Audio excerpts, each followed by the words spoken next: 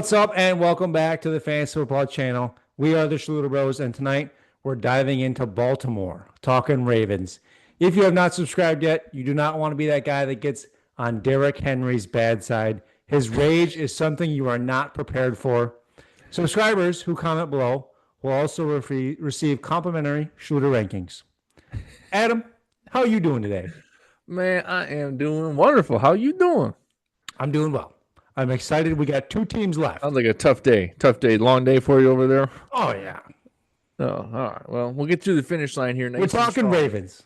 Yeah, we are. I'm very excited for this team, though.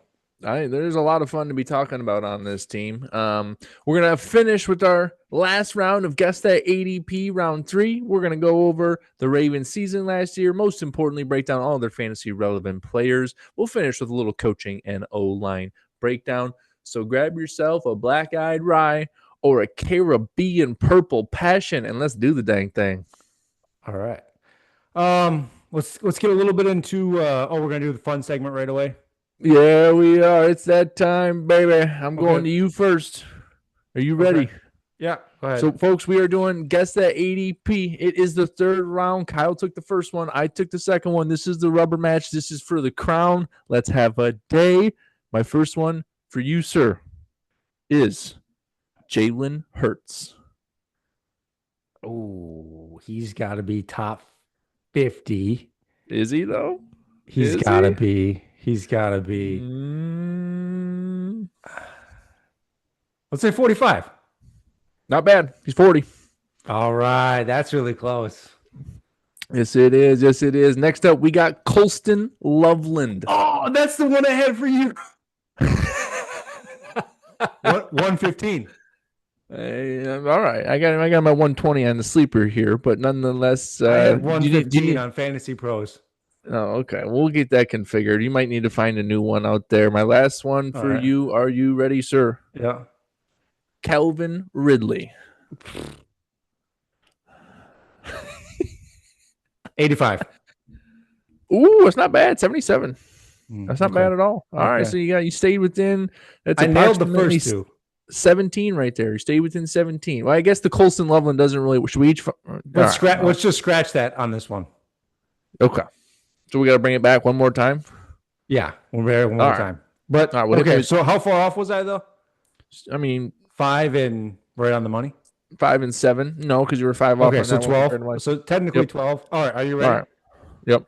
The first one I had for you was Colston Loveland. All right, what do we got next? Alvin Kamara. Oh, God. Alvin Kamara. Oh, God. No cheating. I don't have anything to cheat off of. We say 60. We lost 38. Oh, I was going to say 45 initially, but since that's what you won this round as well. Well, what's it? No, this one doesn't count. We just established that. All right. What's the other one? For Quinshon Judkins. Oh, well, that's a dirty one right there. They were both there. Yeah, yep. How updated is this? We'll say like 80. Yeah, that was good. 85. Ooh, okay. All right. Yep. Well, I guess that we'll return one more. With that said, why don't you get us into this quick news round, and we'll move on from that absolutely botched ADP round. Yeah, all right. Just giving you guys an update on some players. Shedeur Sanders had an oblique injury considered day-to-day. Will not play the next preseason game. According to Zach Jackson of the Athletic Reports, Deuce Vaughn worked with first-team offense during practice Tuesday. That's weird. It is weird. Okay. Malik Neighbors, toe shoulder, isn't participating in the Giants joint practice with the Jets on Wednesday. Paul Schwartz of the New York Post report. Coach Mike Vrabel Wednesday noted that Stevenson is dealing with an injury considered not significant, but he will probably not play the preseason game Saturday. That's fair. He's a big boy. He can handle it. And Dameon Pierce, quadriceps, was a full participant Tuesday for the first time at training camp, splitting first-team reps with Nick Chubb. How about that? So I think that's something to note. We'll have to monitor that, especially with Mixon's injury, and see what's kind of going on there with how that season starts. Alrighty, are we good on the news? We got anything else over there? That's it. All right. Well, today, folks, we are talking the Baltimore Ravens, and we are excited for this one. Last year, they beat the Steelers in the playoffs and then lost a heartbreaker to the Buffalo Bills, 27-25. Last year, the Baltimore Ravens were phenomenal, 12-5, leading the AFC North. They had total offense first, 424 yards per game, 62 touchdowns, rushing rank first, 187 rushing yards per game and 21 touchdowns. Pass rank seventh. That's not bad from our boy Lamar, passing 237 yards per game, 41 whopping passing touchdowns. Kyle, the Vegas win-loss total, same as last year, is projected at 11.5. They had 12 last year. What is your take on that? Yeah, I would bet 12. Oh, okay. You really sucked the wind out of the sails there with how that went. But we'll what are you going to take? Give him 13. Why not? 13. I mean, I'm also taking. I see the Steelers and Bengals being as good or better.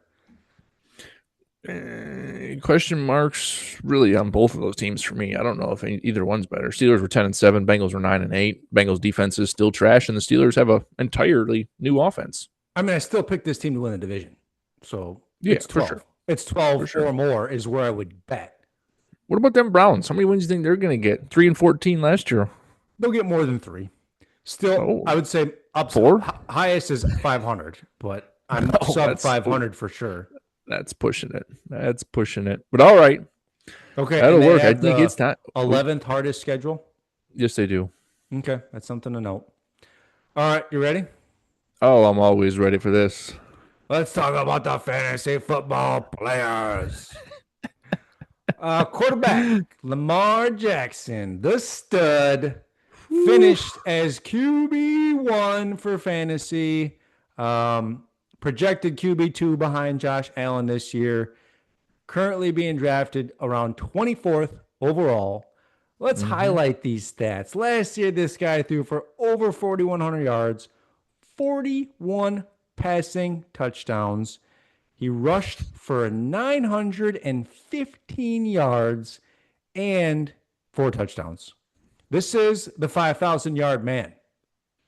He's an animal. He's a bloody animal. I'd like to also point out this was Lamar's first year ever throwing more than 4,000 yards and his first year ever throwing more than 40 touchdowns. And it was his third highest rushing season at 900 yards. Normally, as QBs age, the rushing yards decrease, but not for Lamar. It's his highest of the last 4 years, and I don't see it stopping this year. What blew my mind most about all these statistics, though, was only 4 picks, Kyle. That is just insane. My first question to you is, out of the top 3 QBs, Lamar, Josh, and Jaden, who you got? Yeah, if I had to pick between them, I would pick probably Josh right now, only because I have Lamar in Dynasty. So I split those guys as probably a 50-50. So right? Put that aside. Then what would it be? Would it still be Josh? If I had to have one, I'd probably take Lamar first, but it's very close. This is close to a 50-50 for me between those 2 guys, and then probably Jaden Daniels. Okay. Is that how I have it ranked? I have it Allen, Lamar, Daniels, Hurts, Burrow. That's how I have my quarterbacks ranked. We'll have to hash that out behind closed doors for them Schluter rankings. And I can flip a coin on either way, but I'm leaning towards Lamar after, learning a lot about him this week. Okay. All right. Most of his offense return. It's like a 50-50. Flip a coin, honestly, in my opinion, unless you see upside or strength of schedule or something a little better. I see, better pass catching options probably in Buffalo. I see better offensive line possibly in Buffalo. But I see probably a little more rush side here with Lamar. So, when you factor in the tight ends, I don't know if I do see better pass receiving options in Buffalo. In the receiving core, yes. Yes. Okay. Tight ends. When you factor in, I would say Mark Andrews and Likely are better than, but it's close. It's close. I guess. Okay. This year, ESPN start. is a little lower on his stats. They have him only throwing for 3,700 yards and 31 touchdowns, which is 10 less TDs on the season, and giving him 10 picks, so 6 more interceptions. So despite the projections, they're projecting quite a bit less fantasy points. on the season. Yeah, that's a 60. That's about a 60, 52-point swing right there. 10 tutties and 6 picks. It's I don't know about that. Mm-hmm. Yeah. You can get 40 touchdowns again. Is that possible? I mean, combined, absolutely. Passing, Oh, I don't know. it was an anomaly last year, but I bet he doesn't get that many this year. But all right. he's still quarterback 2 for me. Okay. Okay. All right. All right. All right. You have him as your Divas. quarterback 1? Yeah, right now I do. We'll see how I feel. We'll let it marinate after this episode a Okay. little Let it bit. But marinate. he's Let it so much marinate. quicker and such a better runner than Josh Allen, where it's so hard to get him down. Like, it's tough to say no. I guess you'll find out next week when we do our big tuna draft. Guess we will. Okay, let's talk Divas. Zay Flowers finished as Diva 24, projected wide receiver 21, standard scoring by ESPN, currently ADP around 62nd overall. This guy had honestly a little bit of a breakout last year, a quiet breakout, I would call it. His first 1,000-yard season and only 4 touchdowns, so a little disappointing there. He had 116 targets, 74 yards. And from the games I saw, he just looked in sync with Lamar, and they looked good together, especially considering I think it's been hard for Lamar to find good connections with receivers and anything consistently in his time in the NFL. It's always been tight ends or running or him running. Yeah, I guess I gotta do a little bit of this here. I absolutely hate Baltimore Ravens wide receivers, and for good reason. The last time they had a top 20 wide receiver was Shots fired. 2014. 2014, over a decade ago, with who? The feisty Steve Smith Jr., who put up just over 1,000 yards and 6 tutties. I mean, outside of that, Marquise Brown in 2021 was 25th. Zay Flowers 24th last year, as we know. I don't see that changing again this year. When you're talking about the Ravens receiving core, you're talking about the tight ends. Outside of that, you're talking about running the dang football. That is the Baltimore Ravens core, and it will remain that way. So I'm out on all their wide receivers at ADP. If they fall over their ADP or later, then maybe. Yeah, you heard it. Okay, you're very bearish on the receivers here. I hate Baltimore Ravens wide receivers. They're terrible. Oh, so what year did they do you dirty, or what am I missing? They haven't. Here? It took me an hour to try and find. I started with who was last top 10 wide receiver, and it went all the way to like maybe a Derrick Mason, and it took me forever to find that. And I was like, okay, let me put top 20. And then 11 years ago with Steve Smith Jr., it was a painful research. Okay, so that's the only top 20 in the last many years. Okay, well, I think Lamar has a good connection with Flowers, and with what I saw last year was very promising. I do think top 20 is a little hard, but I certainly see Zay Flowers as a 1,000-yard receiver with the potential to fall in the end zone a couple more times this year, and that's pretty much where ESPN has him. So I'm in line with them. Wide receiver 21, they're a little higher on him than I am. I got him currently at wide receiver 26. I mean, that I can allow because it's outside the top 25, which is what history tells us. Yeah, I mean, the guys that I have above him, Devontae Adams, Cortland Sutton, J-Mo, George Pickens. Yes, and yes. You can't take him above those guys, in my opinion. I will say 116 targets last year. You could give him a bit of a nod to PPR. Above somebody like J-Mo. I could see a case. I mean, no, you're very high on J-Mo, so you probably won't like that. But I could see a case for that. Not when the tight ends are going to get at least 150 to 175 catches between the pair of them.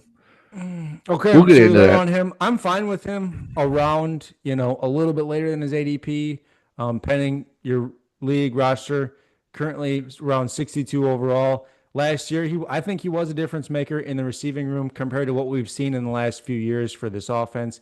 And I want to note he did sprain his knee in the last NFL regular season game, so he did miss the playoffs. So the game where they lost to the Buffalo Bills in the playoffs, he was not there. That's a large component. And I watched that game. It was a 2-point game. Mark Andrews dropped the 2-point conversion to tie the game in the late in the fourth quarter, and he dropped it. That's right. So that game could have gone either way. That was painful. Mm-hmm. All right. Next Well, up, since well, I guess since do you want me to talk about him since you're just completely no out on since him, or since I've done the Ravens wide receiver group so dirty, I haven't said one positive thing yet. I'll start off with a very did very you have a small bad day? positive nugget. What's that? Did you have a bad day? Do you want to talk about No, it? no. Great day, great day. Nothing to talk about over Okay. here. Just facts, just facts. Okay. Rashod Bateman finished as wide receiver 30 and projected as wide receiver 64. Current ADP is 165. This is my small nugget. At that is a potential value. Okay. I don't love Rashod Bateman. I don't love the receiving core, but that's a potential value. Last year, he had his career best in yardage, touchdowns, and fantasy points. But his targets remaining consistent and low. I think it was only like 15% target share, which is not that great. But that's my only positive nugget you get from me in this wide receiver core is that Rashod Bateman could be a good value if he holds up his end of the deal and can get another 9 touchdowns. But if he regresses there a ton, well, then it's, tough waters yet again. Yeah, when I was doing this homework and putting this together, I saw he finished as wide receiver 30 in standard Fat gap. scoring. Fat gap. Wow. He is being left for dead as wide receiver 64, current ADP around 165. All tutties. Obviously, we expect not 9 touchdowns this year from him. But if he is this guy that is able to repeat anything like this, deeper league standard scoring, he could be a sneaky play. Yep. That's kind of how I see it. Obviously, ESPN's down on him as well for every aspect of his game. And with that, they bring in DeAndre Hopkins. Last year, he finished with Kansas City as wide receiver 50. He's currently being projected for wide receiver 79. And ADP, very similar. I have it around 167. So these guys are, being left for dead at those with those ADPs. And both of them being there probably really hurts the other. If Hopkins wasn't there, I could make a more bullish case, I think, for Bateman. But being that these guys are both there, it's very hard to get on board with either of them for fantasy, right? Especially because I like Flowers. So yeah, I mean, this is a team where old wide receivers go to die. Okay, it just is. You're talking Steve Smith went there for the last 3 years. I think OBJ went there for the last couple of years. It's just where older receivers go to die. And I love DeAndre Hopkins, but I think at 33 years old, I hope he gets a couple tutties. If you really need some help, you want to throw him in and pray for a touchdown. That's really your only angle with him this year, unless something crazy happens. Yep. All right, I'm in line with that. Let's leave Hopkins on the waiver wire. Let's talk a little more sexier. I think I can get you on board with this end. Tight end Mark Andrews finished as tight end 5 last year, projected as tight end 6 this year. Current ADP 85th overall. And I just want to say, remember last year when he had that really slow start, and then Isaiah Likely had that monster game. Then everybody busted their waiver budget for Likely. But Andrews did have a very slow start last year. And Mark came back. And I don't think that'll ever happen this year. Andrews came back. He finished on the season with 11 touchdowns. I'm pretty sure that was on 15 red zone targets as well, which is just mind-blowing. I don't know how defenses aren't more aware of him in the red zone. Yeah, this is a rare situation, and this is a team where it's a tight end 1A and a tight end 1B. You do not have this a lot. I can't even think of another better scenario in any other team in the NFL than that. What's also very interesting about Mark Andrews, and it's a little tricky, at tight end 6 projection, going ADP 85th overall. Obviously, there's a gap there, but that's very interesting. Yeah, I mean, for standard scoring formats, this is one of the best that area round tight ends possible. I think he's got a big case to outperform and touchdown upside. He's always been Lamar's favorite target, especially in the red zone. But he is a little lower for some of his total catches on the air compared to guys like Kelsey. So yeah, for sure, only 55. And that's just the big difference where he probably had more points in standard. Mark Andrews probably more points in standard, and Kelsey probably had way more in PPR. However, Kelsey had 3 touchdowns, and this dude had 11. So it's crazy. Mm-hmm. But I am higher on him than consensus. I have him at tight end 4. So this is who did you put him in front of? I put him in front of Laporta and Hawkinson. Wow, that is Wow, what round are you gonna try and snake Mark Andrews in? Don't even think 80, about it because what you're gonna round? try and sneak him from underneath me. I'm picking him in the 5th round. I'm putting that in your head right now just to make you nervous. All right, Is there a round you really okay. want to keep this quiet? Let's talk the tiers. We got Bowers, McBride, Kittle. I would argue at this point you could make a case for Kittle at No, honestly 1 or 2 if you wanted. I still no, like you cannot. Bowers there. Maybe at 2 it's Kittle, maybe 3 is McBride. I don't know. You can make a case anyway on those, but clearly that's the top 3. Is that how you have it? That is not. So at top 3, yes, that is clear, but you All cannot right. put Kittle in front of those other 2 unless you're talking about just the first 4 weeks and no one's drafting a team for the first 4 weeks because you're worried about all the 49ers wide receivers who have died, who are injured, they're on the pup, they're doing things they shouldn't be doing. So I think early on, the first 4 weeks, you're right. He's going to get a crap ton of volume, but once those guys come back, once Juwan's healthy, once Ricky P's off the pup, and once Ayuk comes back a little later, 6 to 8, week 6 to 8, then that volume is going to subside a little bit. And that's what's going to be the difference in why he's 3 and not close to 1 or 2. Possibly. I think he finished as tight end 1 last year, though. So He might have. he can do it, and he's already done it. But does he repeat? It's not likely, but it's hard not to make a case for him up there with. 31 years old, and he did finish his tight end 1 So it's hard not standard. to make a case for a repeat with PPR what's was happening 3. over there in the receiver room. But anyways, we'll leave Bowers, McBride, and Kittle top tier. Next, I have Andrews, and then it's either Hawkinson or Laporta next, and that's my tier 2 for me. I think those 6 tight ends are the top 6 tight ends for fantasy in the NFL this year. Do you feel the same? I'll allow it just so we can move on and talk a little bit more about Lakely specifically. But some of the next I'll guys allow you it. got are like Kelsey, Pitts, Ferguson, Endrum. Yeah, Njoku. they can all. Yeah, They're all that's all clearly fine. in a third tier for me. Yeah, okay. I mean, Mark Andrews is hanging on to the pull-up bar with one finger remaining in that tier above those guys, but he's doing it. He is doing it, just not by much. So you would take Hawkinson and Laporta over Andrews? If I have more news on Likely's recover, if Likely's out for a substantial time, then maybe, then yeah. But if Likely's back and healthy, then absolutely not, because then those other 2 guys are the clear number 1 tight ends. And on this team, Isaiah Likely is a very close 1B. He finished his tight end 13 last year, and this year he's being projected at tight end 28, which is just stupid.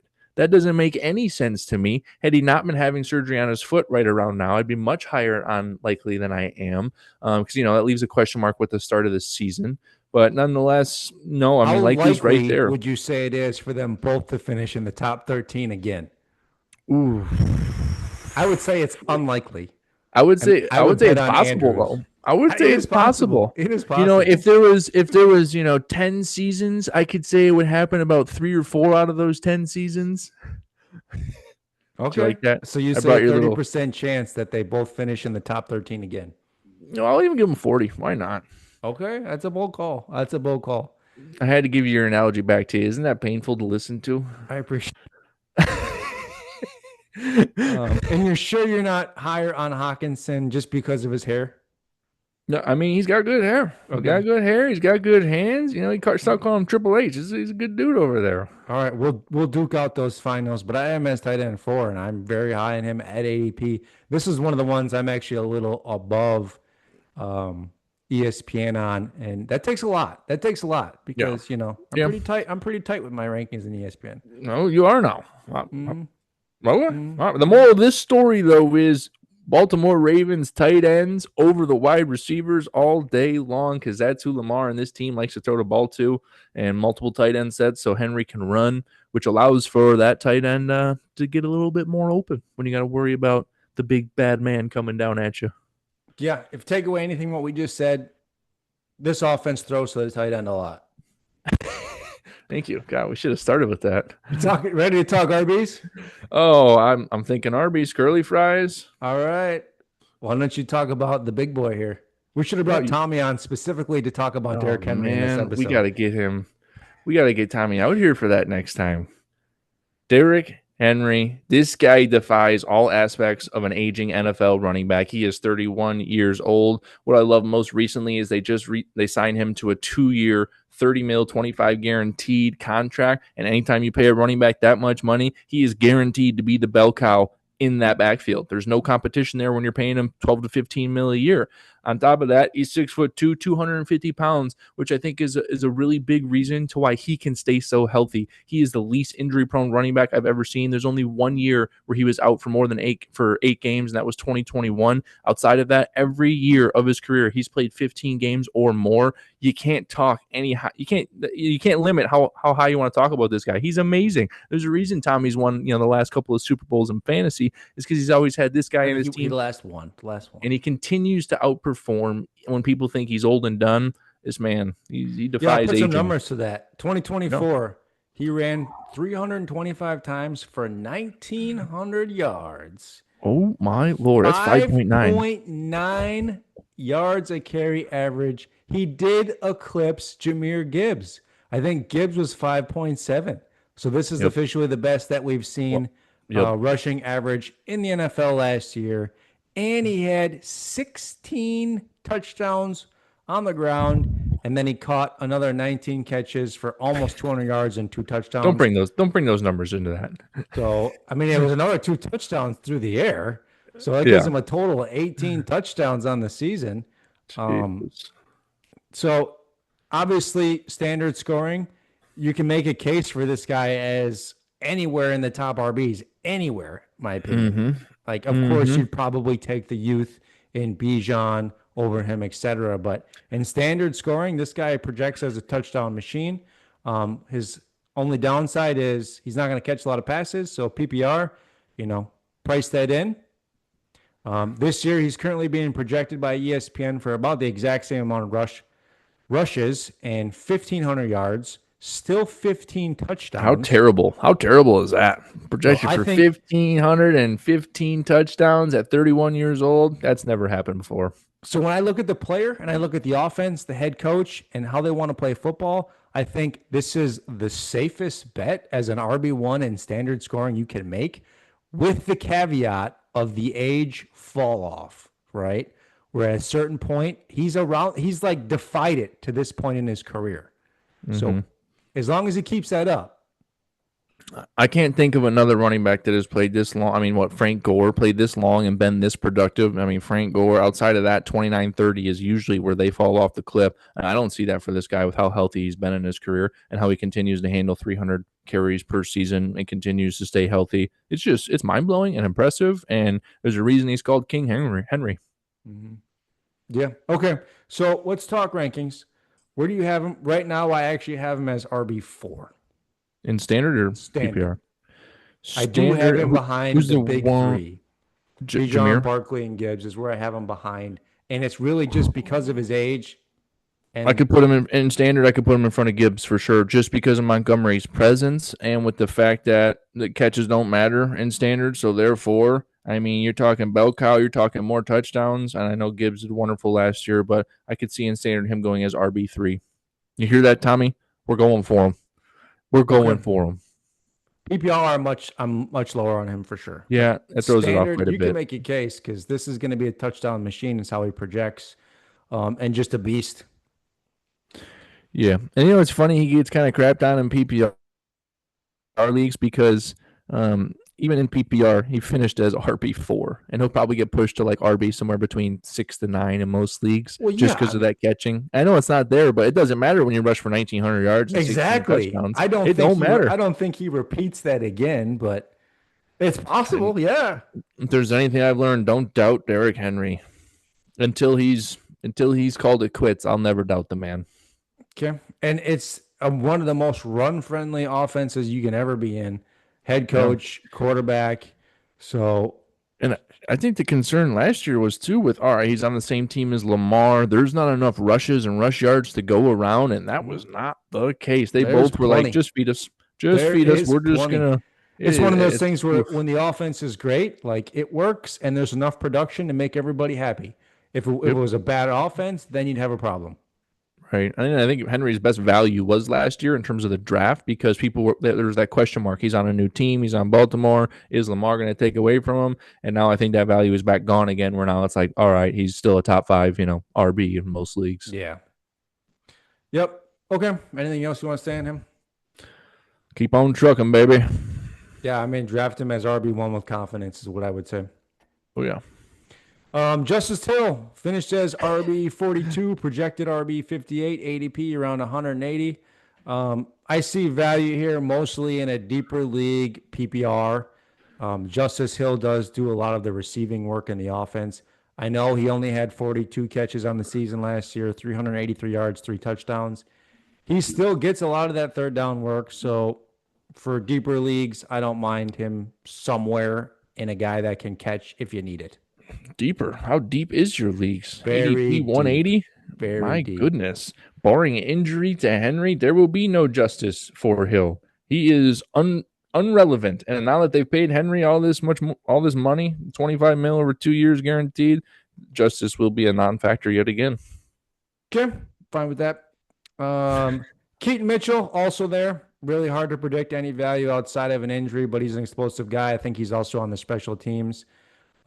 Before Henry came over, I think he did have some interesting upside, but I don't really see it anymore. He's a young That's guy. been squashed. Yeah. Yep. Well, we've talked a little bit about it. Coaching, Baltimore Ravens. We all know the guy, John Harbaugh, 18th season with the team.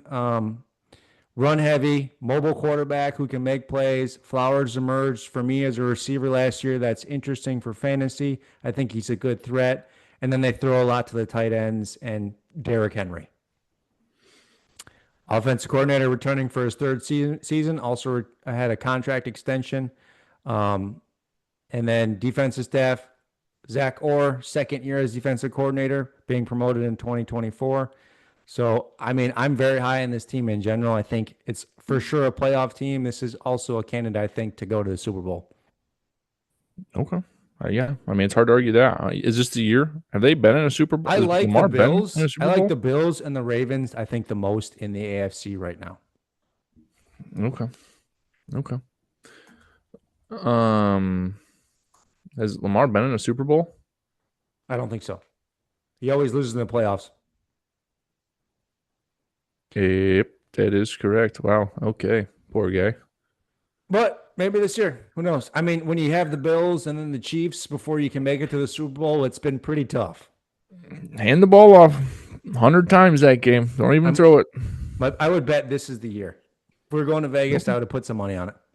Oh, wow. How much? A couple G's? A couple of All right. stacks? Let's talk offensive line.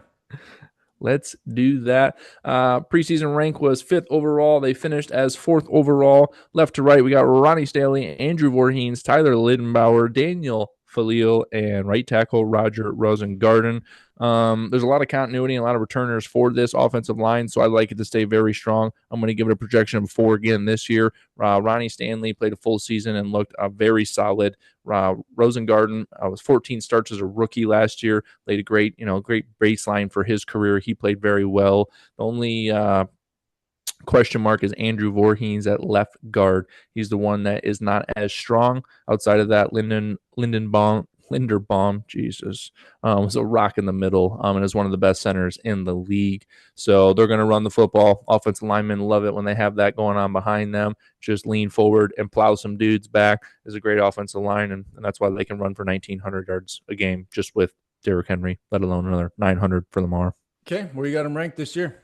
I said 4. Well, I already gave you that. I gave it ahead of time. Just good job. Yep, we gave him 4. Okay, thank you for doing that. A couple free agency moves. The most notable for fantasy is they picked up DeAndre Hopkins. I think just a depth piece receiver, maybe to help them get over the hump here and get to the Super Bowl, is my thought. Cooper Rush, new backup quarterback from the Cowboys. Why not? And then we mentioned Henry got paid. He got a big 2-year contract extension. And then there is one defensive side of the ball move I want to mention here is cornerback Jair Alexander. They stole one from the Packers just because I think he's such a great cornerback talent-wise. He is so talented. If they can make that guy work on that defense, that's a big boost to the defense, in my opinion. Yeah. I'm pretty sure he rejoiced with Lamar. I think they played together at Louisville, if I remember right. Could be wrong, but I think so. Yeah. Okay, draft picks. Well, everyone hold their breath because they had 11. They had a ton, and I'm not going to go through them all. I'm just going to do some highlights. Their first two were on the defensive side of the ball, so it's going to be another phenomenal defense and a safety and an edge rusher. Third round, offensive tackle. So they got some support there with Emory Jones. Fifth round, another offensive tackle and Carson Vincent. So they have even more depth to this already rock-solid offensive line. They got one wide receiver in Lejante Wester out of Colorado in the 6th round. And then I got to highlight Tyler Loop, the kicker from Arizona as well. Is Tucker still there? I think Tucker's in jail for all the massages he's gotten. No, I don't know. Oh, that's right. We did. I don't think he's going to be allowed about Tucker and those massages. I don't think he's going to be allowed in the NFL again. That sounded pretty dirty. Pretty dirty. Okay, keep going. Lejante Wester is huge. 5'10", 163 pounds. He will most likely be their punt returner. 163 pounds. That's a big dude right there. I think you and I, or you. Is you he got the lightest NFL player? I can't confirm that, okay, but my guess is it's real close. Let's see if we can find it quick. I mean, this team, when we talk about the Ravens, is tight ends and running the football. And that's really all we need to say. And quarterback, arguably one or two for fantasy football in any format. Absolutely. Tez Johnson. Looks like Tez Johnson is 154 pounds. God, that's crazy. That's AI, folks, so do not quote us on that. They always lie, but we had to try quick. Okay. Other than that, we got one team episode left, baby. We are headed to the Northeast and going to Philadelphia, finishing with the Super Bowl champs. We will have some highs and lows in that episode. Plenty of great players, but I have plenty of bias against them, but it's going to be a fun one. Okay. Thank you guys for tuning in to the Fans Football channel. We will catch you in the next one.